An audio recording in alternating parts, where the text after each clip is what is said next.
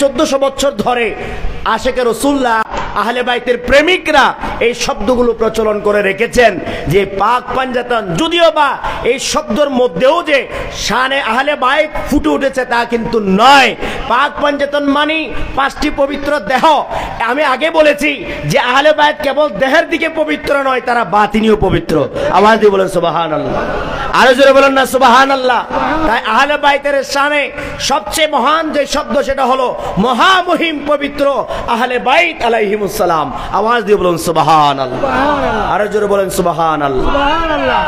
তাহলে কোরআনে বলছে আহলে বাইত পবিত্র, আহলাল বাইতি ওয়া ইউতাহিরাকুম তাতহীরা। আহলে বাইতকে কোরআনেই পুত পবিত্রতার ঘোষণা দিয়েছেন। এখন আমরা আমাদের মতোই দেখতে মোল্লা মৌলবীরা যদি বলে আহলে বাইত নাপাক, মাওলা আলী নাপাক, মাওলায় আলা মাওলা আলী মদ খেয়েছে, নাউজুবিল্লাহ বলেন, আরো জোরে বলেন না নাউজুবিল্লাহ। এই ধরনের আকীদা যারা লালন করে তাদের সাথে কি আমরা আছি? তারা কি সুন্নি? কোন সুন্নি কি মাওলা আলীকে নাপাক বলতে পারে? আবার দেখা যায় তাদের সেই বংশীয় সাজারার মধ্যে মাওলা আলীর নামও আছে। কি বলেন? একবার বলেন মাওলা আলী মদ খাইছেন, আর একবার বংশীয় সাজারায় মাওলা আলীর নাম দিয়ে বসে আছেন। তাহলে কি বুঝালেন আপনারা? তাহলে বোঝা গেল তারা প্রকৃতপক্ষে আহলে বাইতের আপন নয়, আহলে বাইতের নাম দিয়ে ব্যবসা বাণিজ্য করে। তাদের মনের আকীদা হলো নবী পাক মাওলা আলী না পাক। এই ধরনের আকীদা যারা রাখে তারা সুন্নি হতে পারে না, ঠিক না ঠিক?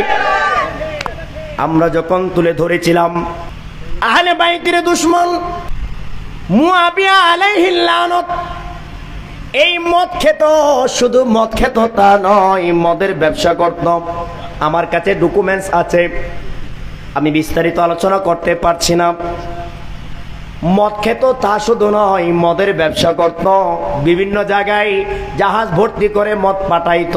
সে হলো মুআবিয়া। আরো জোরে বলেন নাউজুবিল্লাহ, জোরে বলেন না নাউজুবিল্লাহ। তার যত বড় বড় গভর্নর ছিল সবাই ছিল মদদি শরাবি। তার মধ্যে মুগির ইবনে শুবা ছিল, তার গভর্নরের মধ্যে ছিল সামুরা ইবনে জুনদুম, তার গভর্নরের মধ্যে ছিল ওয়াহাশি বিন হারব। এই বড় বড় গভর্নর যারা, তারা সবাই ছিল মদদি শরাবি।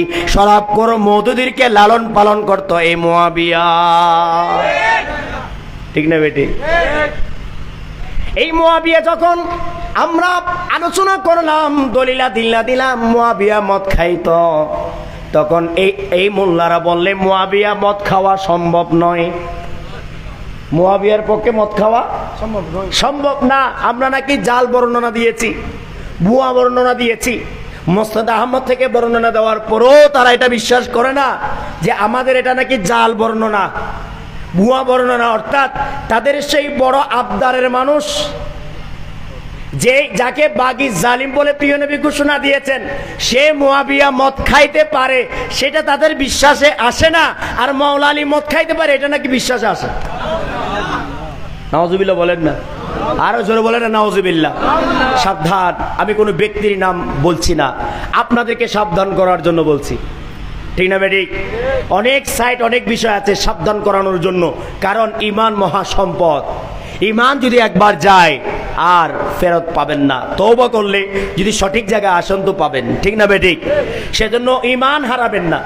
আমার আমল কমতে হতে পারে, আমি জিকির একটু কম করতে পারি, নামাজ একটু আজকে কম পড়লাম, কালকে বেশি পড়ে সেটা আদায় করে দিতে পারি। আমার আমলের ঘাটতি হতে পারে, আমলের তারতম্য হতে পারে, আমলের বেশকম হতে পারে, কিন্তু ঈমানের কোনো ঘাটতি, আর জোরে বলে ঈমানের কোনো ঘাটতি চলবে না। ঈমানের ঘাটতি আল্লাহ কবুল করবে না। ঈমান শতভাগ রাখতে হবে। তার মধ্যে আহলে বাইতকে পবিত্র মনে করা, এটা ঈমান। বলেন ঠিক কি না? আহলে বাইতকে পুত পবিত্র মনে করা, সেটা ঈমান। আমি আপনাদের কাছে প্রশ্ন রাখতে চাই, মুআবিয়া যে জিদের বাপ, হিন্দার ছেলে, যে মুআবিয়ার জন্ম জারস হিসেবে, সেটাই ঐতিহাসিকভাবে প্রমাণিত।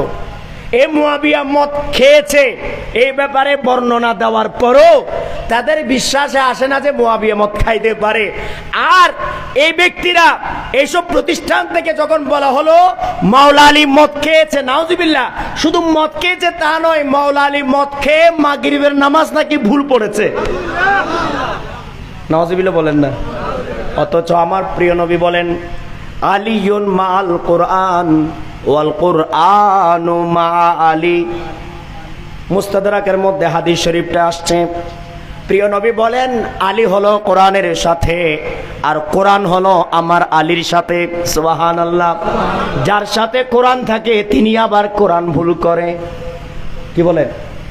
যার সাথে কোরআন থাকে, যিনি নিজেই কোরআন, আল্লাহর প্রিয় নবী যাকে কোরআন বলে দিয়েছেন, আলী আর কোরআন আলাদা কিছু নয়, আলী কোরআনের সাথে, কোরআন আলীর সাথে। তাহলে বোঝা গেল মাওলা আলা কখনো কোরআনের ভুল তো বর্ণনা করতে পারে না, ভুলতে পারে না, কোরআন ভুলে যেতে পারে না। এই আকীদা যারা রাখে, মাওলা আলী মদকে মাগরিবের নামাজ পড়ে সূরা কাফিরুন ভুল পড়েছে, ভুল তেলাওয়াত করেছে, এই বিশ্বাস যাদের আছে নিশ্চিতভাবে তারা সুন্নি নয়। তাদের ভাষা হলো, তাদের পরিচয় হলো তারা খারেজি। ঠিক না বেটি? হুজুর আপনি কি নতুন খারেজি বললেন না? আমি নতুন খারেজি বলছি না, 1200 বছর আগের কথা বলছি। ইমাম হাকিম নিসাপুরি রহমাতুল্লাহ আলাই বুখারী মুসলিম শরীফ গবেষণা করে বুখারী মুসলিম শরীফের শর্ত অনুযায়ী ইমাম হাকিম নিসাপুরি রহমাতুল্লাহ আলাই হাদিস সংকলন করেছেন। অনেক বড় হাদিসের কিতাব আল মুস্তাদরাক তিনি রচনা করেছেন, প্রণয়ন করেছেন।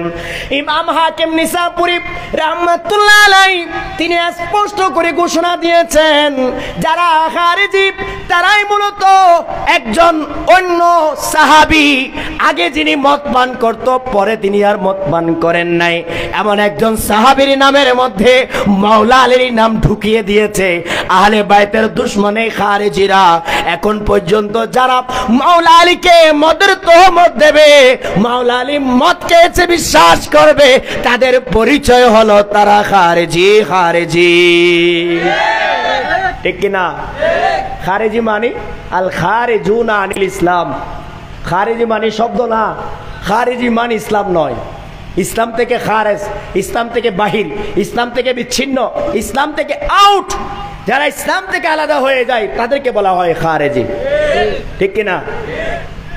সিফিনের যুদ্ধ হলো, সিফিনের যুদ্ধের পর ওই মুয়াবিয়া তীরের আগার মধ্যে কোরআনে পাক তুলে মুয়াবিয়া সারেন্ডার করল।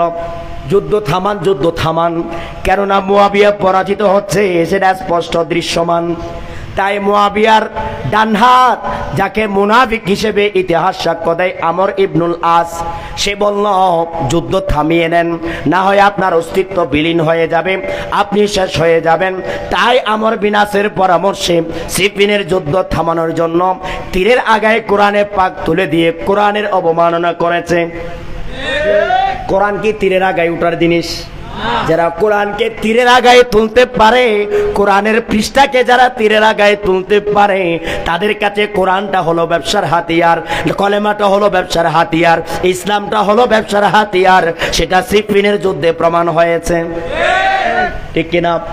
তাহলে কোরআনে পাকের সর্বপ্রথম যে অবমাননা করেছে ইতিহাসে, তার নাম হলো, বলেন তার নাম কি? কোরআনে পাক এভাবে অবমাননা কেউ করতে পারে নাই, কোরআনের অসম্মানে কেউ করতে পারে নাই। ঠিক না বেঠিক? কোরআনের দোহাই দিয়ে ইসলাম ধ্বংস করেছে।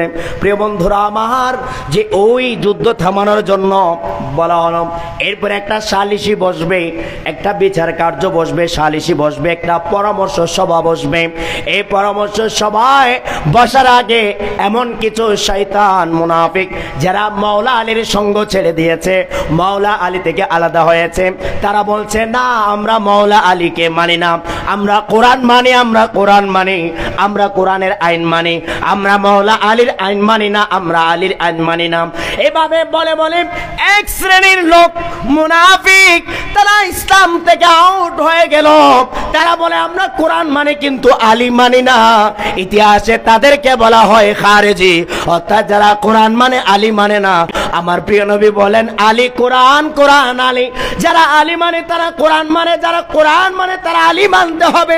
কোরআন মেনে যদি আলী না মানে, মাওলা আলীও স্বীকার করে, তাদের কোরআন মানাটা শুদ্ধ নয়। ইসলামের ইতিহাসে তাদেরকে বলা হয় খারেজি, যারা মাওলা আলীর দুশমন। ঠিক না বেটি? মাওলা আলা মাওলা আলী দুশ্মন যারা, তারাই ইসলামের দুশ্মন। ঠিক না বেটি? সেজন্য তাদেরকে খারেজি বলা হয়। সব যুগে এই খারেজি ছিল, এখনো আছে কি নাই? বলেন আছে কি নাই? প্রত্যেকটা সাজারা দেখবেন, একটা দুইটা না, বাংলাদেশের মধ্যে আওলাদ দাবি করে। কি দাবি করে বলেন না? কি দাবি করে? আওলাদ রসুল বলি নাই আর কি, কেননা আল্লাহ রসুল ভালো জানে। ঠিক না বেঠিক? মুয়াবিয়া মার্কা আওলাদকে আওলাদ রসুল হয়, তা আওলাদে এজিদ হলো ঠিক নাই? ঠিক আছে, ঠিক কিনা? আওলাদে মুয়াবিয়া হতে পারে, কিন্তু আওলাদ রসুল নয়। আওলাদ রসুল কখনো মুয়াবিয়ার দালালি করে না। ঠিক না বেঠিক? কখনো এজিদের পক্ষে ফতোয়া দেবে না যে এজিদ কাফের নয়। আওলাদ রসুল বলবে এজিদ কাফের, এজিদকে কাফের বলবে না, তারাও কাফের। ঠিক না বেঠিক? আওলাদ রাসূল এক ব্যক্তি বলবে যে মুয়াবিয়া ইসলাম নয়, মুয়াবিয়া ইসলামের দুশমন, মুয়াবিয়া সাহাবী হত্যাকারী, এটা আওলাদ রাসূল হলে বলবে। আর আওলাদে শয়তান হলে, আওলাদে মুয়াবিয়া হলে, আওলাদে এজিদ হলে সেটা বলে না, সেটা বলবে না। তো বলছিলাম বাংলাদেশেও অনেক আওলাদ দাবিদার আছে। কি দাবিদার? আরো জোরে বলে না, কি দাবিদার? এই আওলাদ দাবিদার করতে গিয়ে তাদের বংশধারার মধ্যে তারা লিখেছে তাদের বংশটা আহলে বাইত থেকে আসছে, কারণ আহলে বাইতের সাথে লেগেই প্রিয় নবীর সাথে লাগতে হয়। সুবহানাল্লাহ বলেন না? যে আহলে বাইতের সাথে লাগে না, যে আহলে বাইতের সংস্পর্শে থাকে না, সে প্রিয় নবীর সংস্পর্শ পাবে না। সেজন্য কেউ যদি প্রমাণ করতে হয় যে সে আওলাদে রাসূল, প্রিয় নবীর আওলাদ, তাকে আগে প্রমাণ করতে হবে সে আহলে বাইতের আওলাদ। ঠিক না বেঠিক?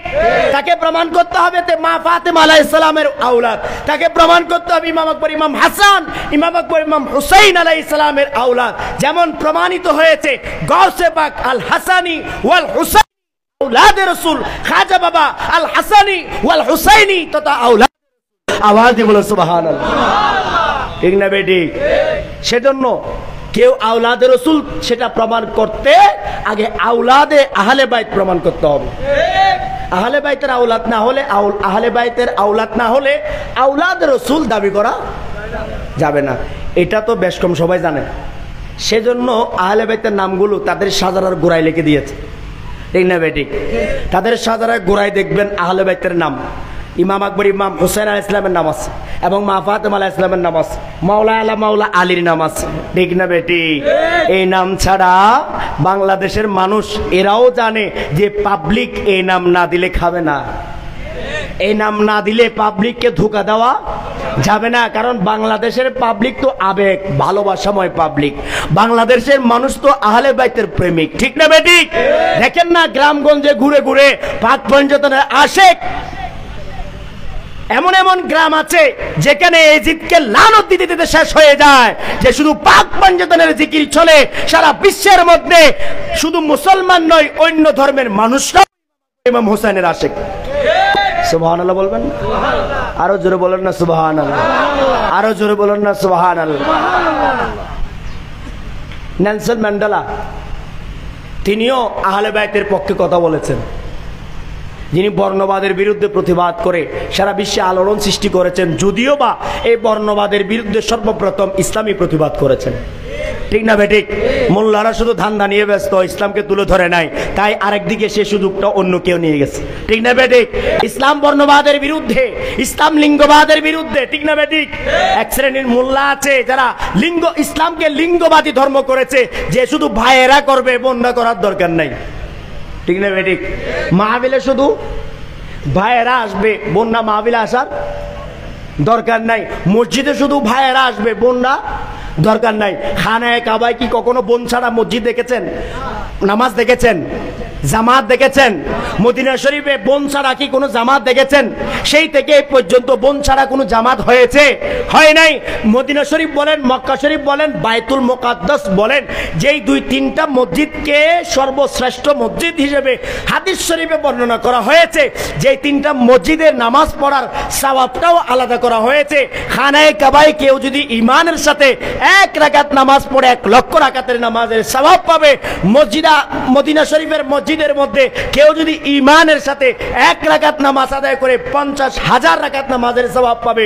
বাইতুল মুকাদ্দাসে কেউ যদি 1 রাকাত নামাজ আদায় করে 25,000 রাকাতের সওয়াব পাবে। এই 3টা মসজিদের কথা বলতে গিয়ে প্রিয় নবী বলেছেন, বেশি সওয়াবের আশায় তোমরা এই 3 মসজিদ ছাড়া আর কোথাও জিয়ারত করিও না। সুবহানাল্লাহ বলেন। আর বাতিলরা বলেছেন এই 3টা মসজিদ ছাড়া কোথাও জিয়ারত করতে হবে না, এর মানে মাজার জিয়ারত হারাম। নাউজুবিল্লাহ বলেন না। কোথায় নিয়ে মানুষকে ধোঁকা দেয়। মানে প্রিয় নবী বলেছেন নামাজ পড়ে বেশি সওয়াব পাবে এই আশায় এই 3টা মসজিদ ছাড়া আর কোথাও যাইও না। যদিও বা এক শ্রেণীর মানুষ 59 কোটি রাকাত সওয়াব পেয়ে যাচ্ছে। নাউজুবিল্লাহ বলেন না। কত কোটি? আরো জোরে বলেন, কত কোটি? ঢাকায় টঙ্গীতে তুরাগে গিয়ে কেউ যদি 1 রাকাত নামাজ পড়ে সে নাকি 59 কোটি রাকাত সওয়াব পাবে। কোরআন হাদিসের কোন শব্দ দিয়ে, কোন বাক্য দিয়ে, কোন বর্ণনা দিয়ে সেটা প্রমাণ করতে পারবে? আরো জোরে বলেন, সেটা কি প্রমাণ করতে পারবে? কিয়ামত পর্যন্ত আমি চ্যালেঞ্জ দিলাম যে কোরআন বা হাদিসের কোন একটা বর্ণনা তাদেরকে দেখাতে বলেন যে তুরাগ নদীর তীরে, ঢাকার টঙ্গী নদীর তীরে কেউ যদি 1 রাকাত নামাজ পড়ে 59 কোটি রাকাতের সওয়াব পাবে, এটা প্রমাণ করতে পারলে আমি সেটা চ্যালেঞ্জ ঘোষণা করলাম। কিন্তু এই ধরনের কোন কোরআন হাদিসের বর্ণনা নাই। এই কথা বলে মানুষকে ধোঁকা দেয়, মক্কা মদিনা শরীফ থেকে বিমুখ করে টঙ্গীতে ইজতেমা করিয়ে মানুষের ঈমান নষ্ট করছে, এরকম মানুষও দেখা যায়। ঠিক না বেঠিক? আরে জোরে বলেন, ঠিক কি না? এটা ইসলামের ছদ্মনামে বাতিল দল। ইসলামের ছদ্মনামে বাতিল দল। সওয়াবের ক্যালকুলেশন কয়টা মসজিদ? কয়টা? বেশি কয়টা? বাইতুল হারামে 1 রাকাতে 1 লক্ষ, মদিনা শরীফ মসজিদে 1 রাকাতে, বাইতুল আকসায় 1 রাকাতে 25,000। কত হাজার? এবার পৃথিবীর সকল মসজিদে, সেটা মক্কা শরীফের পাশের মসজিদ হোক, সেটা মদিনা শরীফের পাশের মসজিদ হোক, সেটা বাংলাদেশের মসজিদ হোক, সেটা ইন্ডিয়ার মসজিদ হোক, সেটা মিশরের মসজিদ হোক, সেটা ফিলিস্তিনের মসজিদ হোক, পৃথিবীর যে কোনো মসজিদে, জামে মসজিদে যদি আপনি 1 রাকাত নামাজ পড়েন 500 রাকাত নামাজের সওয়াব। কত রাকাত? বলেন না কত? আরো জোরে বলেন কত? তাহলে কেন আপনারা বলেন এটা স্পষ্ট হাদিসের বর্ণনা, 1 রাকাতে 500 রাকাত যে কোনো জামে মসজিদে। আর সে জায়গায় কেউ যদি মাঠে নামাজ পড়ে, কোথায়? কোথায়? 1 রাকাতে 1 রাকাতে 1 সওয়াব। যে কোনো মাঠে ইমানদার যদি পড়ে, আর কি বেঈমান হলে সওয়াব তো হবে না, উল্টো গুনাহ হবে। ঠিক না বেঠিক? আমি সেজন্য ইমানের সাথে শব্দটা যোগ করে বলছি। সেজন্য কথা বলার সময়, শোনার সময় খেয়াল করবেন কোন শব্দ দিয়ে বর্ণনা করছি। কেউ গিয়ে হজ করে আসলো, বস হাল হাজ হয়ে গেল, হাজি হয়ে গেল, মকবুল হয়ে গেল না। ইমানের সাথে হজ আদায় করতে হবে। ঠিক না বেটি? ইমানের সাথে নামাজ পড়তে হবে। যে কোনো মানুষের পেছনে, যে কোনো ইমামের পেছনে আপনি নামাজ পড়লে নামাজ হবে না? হবে, হবে। সেজন্য প্রিয় নবীকে আল্লাহ বলেন মুনাফিকের জানাজার নামাজ পড়েন না, মুনাফিকের কবরের পাশে দাঁড়ায়েন না। ঠিক কিনা বেটি? হাফিজুল কোরআন তো আছে, আমার কোনো সমস্যা নাই। সূরা আত-তাওবার মধ্যে লা তাকুম ওয়ালা তুসাল্লি আলা আহাদিম মিনহুম মাতা। কেউ যদি মুনাফিক মারা যায়, কে মারা যায়? বলেন কে মারা যায়? হিন্দু না, খ্রিস্টান না, বৌদ্ধ না, বলা হচ্ছে মুনাফিক মারা যায়। এর মানে দাড়িওয়ালা, টুপিওয়ালা, জুব্বাওয়ালা, পাগড়িওয়ালা, আল্লাহ জিকির করনেওয়ালা। ঠিক না বেটি?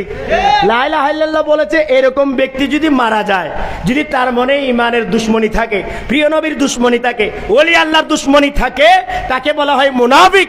আর এদিকে আল্লাহ বলেন, ওগো আমার নবী, আপনি মুনাফিকের জানাজার নামাজ পড়ায়েন না। মুনাফিকের জানাজার নামাজ পড়ায়েন না। এখন তো আমরা জানাজার নামাজ সওয়াবের জন্য দুরমানি। সাবধান, যে কোনো জানাজার নামাজ পড়তে যাবেন না। হযরত উমর আল ফারুক রাদিয়াল্লাহু তাআলা আনহু, তিনি ওয়ালা তাকুম আলা কবরিহি, একই সূরার মধ্যে শুধু জানাজার নামাজ নয়, মুনাফিকের কবর পারে গিয়ে জিয়ারত করার জন্য না করেছেন। তাহলে কবরও দিবে, জানাজা পড়বে। খেয়াল করবেন, তাহলে যে কবরবাসীও হবে, মারাও যাবে, জানাজাও হবে। এর অর্থ হলো যে এরা হিন্দু, খ্রিস্টান, বৌদ্ধ নয়, এরা মুসলমান দাবিদার, মুসলমান নামধারী। তাদেরকে বলা হয় মুনাফিক, প্রিয় নবীর দুশমন। এরা মারা গেল জানাজা পড়ার বিধান ইসলামে নাই, এরা কবরে দিল তাদের জন্য দোয়া করার বিধান ইসলামে নাই। ঠিক না বেঠিক? তা আমি নতুন করে ফতোয়া দিচ্ছি তা নয়, 1400 বছর আগে আমার আল্লাহ ফতোয়া দিয়েছেন সূরা আত-তাওবার মধ্যে, আছে কি নাই? সূরা আত-তাওবার মধ্যে এটা ফতোয়া দিয়েছেন। সেজন্য কার ইক্তেদায় নামাজ পড়বেন সেটা আপনাকে দেখতে হবে। ঠিক না বেটি? আপনাকে দেখতে হবে। কোন মুনাফিকের ইক্তেদায় যদি নামাজ পড়েন আপনার নামাজ কবুল হবে না। সেটা মক্কা শরীফে পড়লো নাকি আল্লাহ মাফ করে দিবেন? মক্কা শরীফে একটা স্পেশাল কিছু আছে নাকি? মক্কা শরীফের ইমাম সাহেব যদি মুনাফিক হয় তার পেছনে নামাজ পড়লে হবে? আল্লাহর প্রিয় নবী বলেন আহলে বাইতের দুশমন যদি, উনি একটু বর্ণনা করতে চেয়েছেন মনে হয়, ঠিক না বেটি? হাতিমে কাবার ভিতরেও থাকে, খানায়ে কাবার ভিতরেও থাকে। কোথায়? খানায়ে কাবার ভিতরেও থাকে। যদি ইবাদত বন্দেগীতে লিপ্ত থাকে, নামাজে লিপ্ত থাকে, যদি মসজিদ হোক, যদি মুনাফিক ইমাম থাকে তার পেছনে ইক্তেদা করে যদি নামাজ পড়েন, জবাব আপনারা দিবেন নামাজ হবে না। ঠিক না বেটি? সেজন্য আহলে বাইতের দুশমন মুয়াবিয়াজিদের দালালের পিছনে নামাজ পড়লে নামাজ হবে না। এখন ফতোয়া আপনারা দেন, আপনারা আপনাদের পিঠ বাঁচান, সমস্যা নাই। ইসলাম লিঙ্গবাদী ধর্ম নয়, ইসলাম সবার জন্য, ভাই বোন সবাইকে নিয়ে ইসলাম।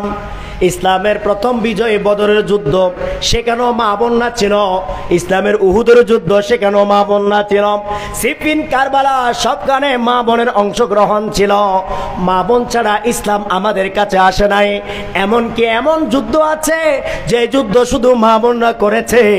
এমন মা আছে যে মা সমুদ্র অভিযানের মধ্যে যুদ্ধ করে প্রথম শহীদ হয়েছেন। বুখারী শরীফের মধ্যে, মুসলিম শরীফের মধ্যে তার হাদিস বর্ণিত। তাহলে বোঝা গেল মা বোনকে বাদ দিয়ে ইসলাম দাবি করা যায় না। সারা পৃথিবীর মসজিদ, যেখানে বাইতুল হারাম, মসজিদে নববীর মধ্যে এবং বাইতুল আকসার মধ্যে নামাজ পড়ার সময় ভাইদের সাথে বোনরাও নামাজ পড়ে। রমজানের তারাবির দেখেছেন নামাজের মধ্যে বোনরাও আছে, মা বোন আছে। ঈদের জামাতে দেখেছেন বোনরাও নামাজ আদায় করতেছে। এমন পরিস্থিতিতে কেউ যদি বলে মসজিদ শুধু ভাইদের জন্য, বোনদের জন্য মসজিদ নয়, তাহলে সে ইসলামের আপন না, ইসলামের দুশমন। ঠিক না বেঠিক? মুসলিম শরীফের হাদিস হযরত আব্দুল্লাহ ইবনে ওমর রাদিয়াল্লাহু তাআলা আনহু থেকে বর্ণিত। প্রিয় নবী বলেছেন, তোমাদের স্ত্রীরা যখন তোমাদের কাছে মসজিদে যাইতে অনুমতি চাইবে, আবারও বলছি, তোমাদের স্ত্রীরা যখন তোমাদের থেকে মসজিদে যাওয়ার জন্য অনুমতি চাইবে, তাহলে তোমার কোনো ক্যাপাসিটি নাই, তোমার কোনো আলাদা পাওয়ার নাই, তুমি তাকে আটকানো।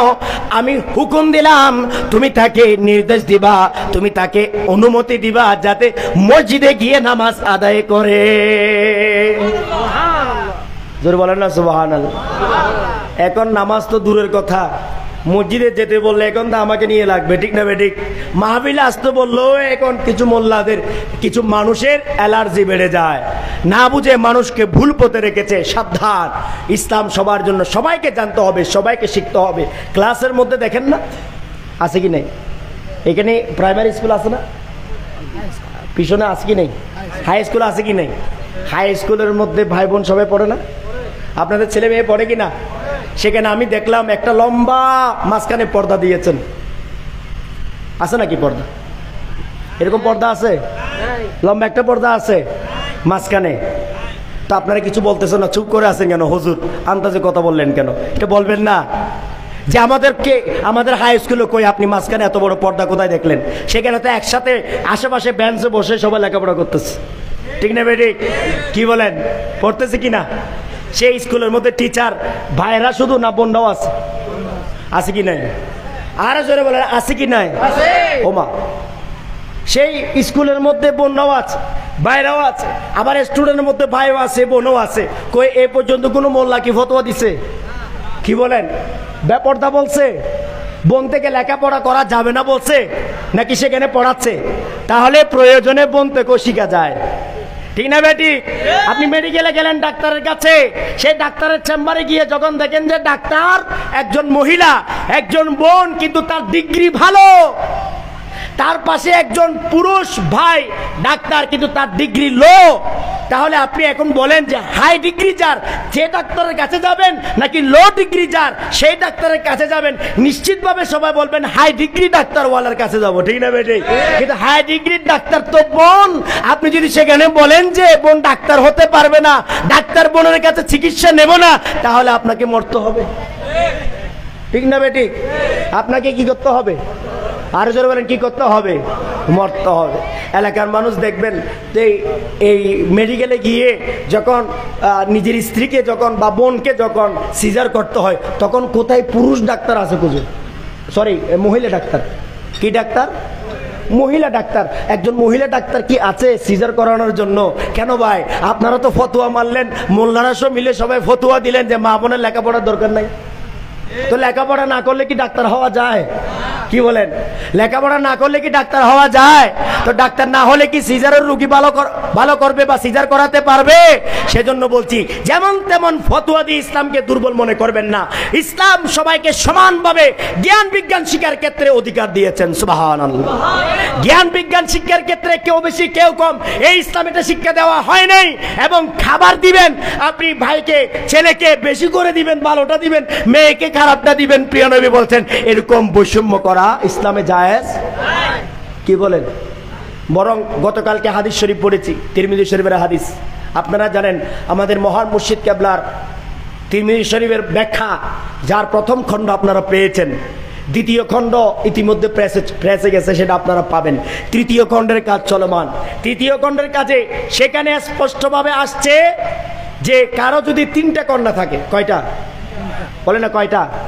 যদি তাকে সুন্দরভাবে লালন পালন করে, ঈমানের শিক্ষা দিয়ে, ইসলামের পবিত্রতার শিক্ষা দিয়ে তাকে যে সুপাত্রস্থ করতে পারে, বলা হচ্ছে তার জন্য জান্নাত ওয়াজিব। সুবহানাল্লাহ বলেন না? আরো জোরে বলেন না সুবহানাল্লাহ। তো কারো 3টা নাই, 2টা আছে। তো প্রিয় নবী বলতে 2টা থাকলেও জান্নাত ওয়াজিব। সুবহানাল্লাহ বলেন না? আরেকটা হাদিসের মধ্যে আছে, প্রিয় নবীকে বললেন ইয়া রাসূলুল্লাহ, যাদের একটা আছে, তখন বলেন একটা থাকলেও জান্নাত ওয়াজিব। শর্ত কি? ইমানের সাথে ভালোভাবে লালন পালন করতে হবে, ইমানদার বানাতে হবে, আল্লাহ এবং রসুলকে চিনাতে হবে, ঠিক না বেটি? এরপরে তাকে সভ্য করতে হবে, তাকে মানুষ করতে হবে, তাকে সুশিক্ষা শিক্ষিত করতে হবে, এরপরে সুপাত্রে পাত্রস্থ করতে হবে। যদি এমন কাজটা কেউ করে যেতে পারে, তো বলা হচ্ছে যে সে জান্নাতি। তাহলে মা বোন হলে কি খুশির কথা না বেজারের কথা? খুশির কথা। প্রিয় নবী বলছেন জান্নাত পাবেন। আর সেই বোন, সেই মেয়ে যখন খাবার খেতে বসে, আমাদের মা বাবারা ছেলেকে ভালোটা খাওয়ায়, মেয়েটা একটু খারাপটা খাওয়ায়, এটা কিন্তু ইসলামে জায়েজ নাই, ঠিক না? ঠিক না বেটি? আরে যারা বলেন ঠিক কিনা? এটা ইসলামে জায়েজ নয়। অনেকে আছেন ভালো থাকতে পারেন, আমার হুজুর বলতেন সবাই নয়, উনি তো আবার এরকম না, ঠিক না বেটি? আমি সবার জন্য বলছি না, সাধারণভাবে সবার জন্য বলছি না, বেশিরভাগ ক্ষেত্রে এমনটা দেখা যায়। তবে এই সমাজ ব্যবস্থা থেকে একটু একটু পরিবর্তন আল্লাহর রহমতে এখন হচ্ছে কিনা? আমাদের মহান মুর্শিদ কেবলা আল্লামা সৈয়দ সাইফুর রহমান নিজামী শাহ, আল্লামা ইমাম হায়াত মা বোনদের যে শিক্ষা নিয়ে এমন ভাবে ইসলামের সৌন্দর্য তুলে ধরছেন, মা বোনরা আজকে দলে দলে ইসলামের ছায়া তলে আসতেন, ইসলাম শুনছেন, ইসলাম বুঝছেন এবং ইসলামের কাজ করার জন্য এগিয়ে আসছেন। আওয়াজ দিয়ে বলুন সুবহানাল্লাহ। মা বোনরা যখন আসছেন, তখন মা বোনরা 12 রবিউল আউয়াল কি সেটা বুঝতে পারছেন যে 12 রবিউল আউয়াল মহান ঈদে আজম। সুবহানাল্লাহ বলেন না? 12 রবিউল আউয়াল কি আপনারা যেমন জানেন, বোনরা যদি ঘরের কোনায় থাকতো, বলেন না, জানতো কিনা? মনোযোগ আর কত দিত? এদিকে মনোযোগ দিলে এদিকে ছেলে বলবে ভাত দেন, মেয়ে বলবে ভাত দেন, ঠিক না বেঠিক? এগুলো নিয়ে ব্যস্ত হয়ে যেত। এখন সব কাজগুলো সুন্দরভাবে শেষ করে সম্পন্ন করে যখন মাহফিলে আসছে, যখন আলোচনা শুনছে, তাহলে স্পষ্টভাবে আমরা যেভাবে বুঝতে পারছি, মা বোনরাও সেভাবে বুঝতে পারছেন, ঠিক না বেটি?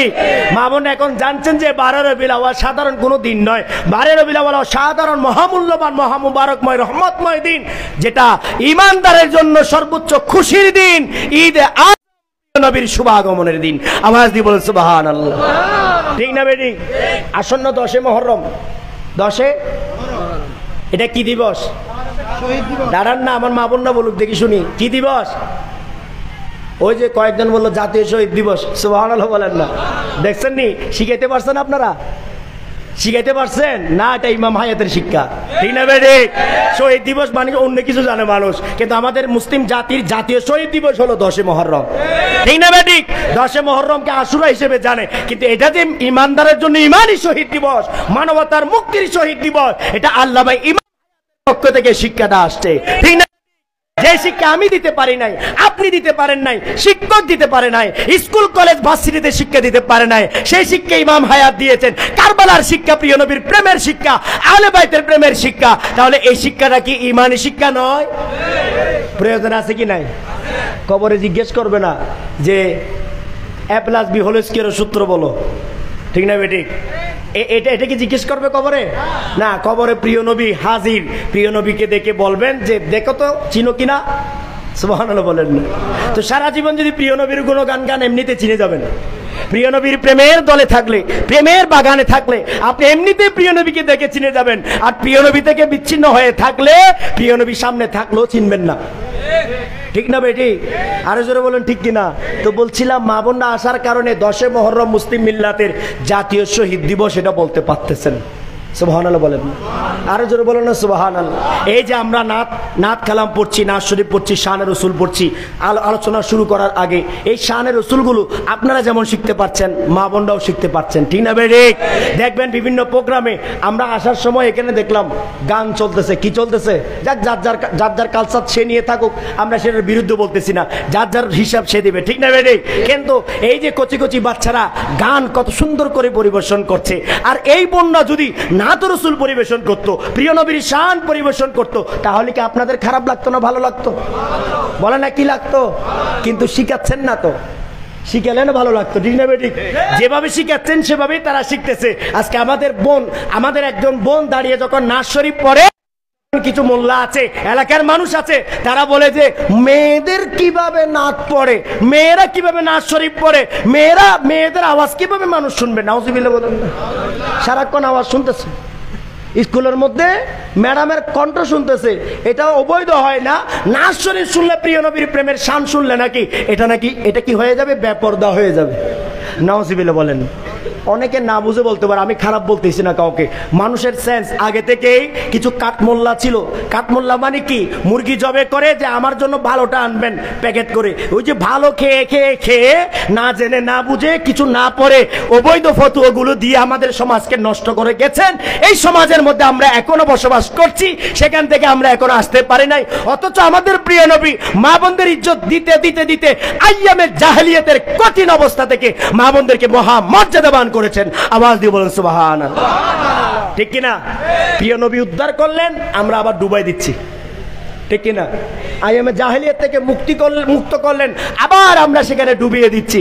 এটা ইসলাম নয়। আমি আপনাদেরকে বলতে চাই যে ইমানের শিক্ষা সবার লাগবে, ভাই বোন সবাইকে ইমানি শিক্ষা অর্জন করতে হবে। তাই বড় বড় মসজিদ, সেখানেও ভাইদের সাথে বোনরা নামাজ পড়ে কি পড়ে না? আরো জোর বলেন, পড়ে কি পড়ে না? পড়ে। তাই সতর্ক থাকতে হবে। এবং যে আলোচনাটা আমি করছিলাম মাঝখানে, যে অনেকেই বলে যে সেখানে গিয়ে নামাজ পড়লে নাকি 1 রাকাতে 59 রাকাত নামাজের সওয়াব। এই ধরনের কোনো দলিল নাই। এই কাজ যারা করে, এই বর্ণনা যারা দেয়, নিশ্চিতভাবে তারা ভুয়া, তারা ইসলাম নয়। সেখান থেকে আমাদের সতর্কতার দরকার আছে কি নাই? বলেন আছে কি নাই? আরো জোরে বলেন আছে কি নাই? সেজন্য আমরা সতর্ক থাকবো।